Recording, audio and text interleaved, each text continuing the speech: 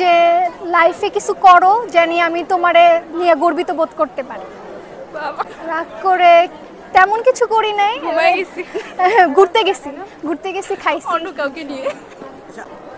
বোধ পড়াশোনা করতে ভালো লাগে, ঘুরতেও ভালো লাগে। লাইফ ইন্স্যুরেন্স থাকলে ভালোই তো, তাহলে কেউ ব্রেকআপ করতো না, সবার সম্পর্ক টিকে যেত। হ্যাঁ, এটা পুরোটাই মিথ্যা ভাইয়া। কেউ মানে ভেঙে গেলে জোড়া লাগে না, জোড়া লাগার মানুষ অন্য কারোর সাথে ঘুরতেছে, এটাই রিয়েলিটি। অবশ্যই সত্যি, একবার মন যদি ভেঙে যায় কারোর উপর থেকে কখনোই আর যায় না তার কাছে। কে বেছে নিব লাইফে? অবশ্যই পরিবার।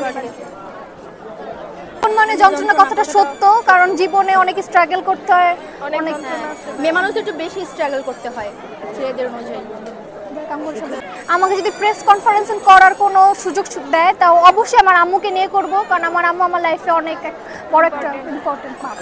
এখানে মিথ্যা কথা বলে, প্রতি ধাপে ধাপে মিথ্যা কথা বলবে। আচ্ছা, ছেলেরাই সবচেয়ে বেশি মিথ্যা কথা বলে। যখন খুব বেশি ভয় পাই আম্মুর সাথে ঘুমাই।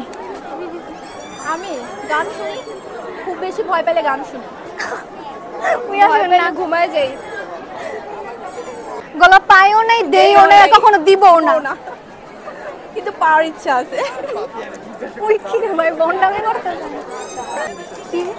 সবসময় যে বিষয়টা সেটা হচ্ছে মানুষ যেন আমাকে হার্ট না করতে পারে, আর আমি যেন কাউকে হার্ট না করি। সবসময় পড়ালেখা নিয়ে সিরিয়াস থাকি, দেশের বাইরে চলে যেতে চাই, এজন্য আমিও সবসময় পড়ালেখা নিয়ে সিরিয়াস, এর জন্য ফেল। এটা প্রেম না, এটা প্রেম নয়, অন্য কিছু। অবশ্যই যে সম্মান করতে পারে না, একটা মানুষকে রেসপেক্ট করতে পারে না, ওর কাছে আমি কি প্রেমে আশা করবো? সে অবশ্যই ভণ্ডামি। বিচ্ছেদ বলতে অনেক কিছুই আছে। হ্যাঁ, সম্পর্ক বিচ্ছেদ বলতে তো আছে, যখন দুজনের মধ্যে আন্ডারস্ট্যান্ডিং হয় না তখন তো ছেড়ে চলে যায়।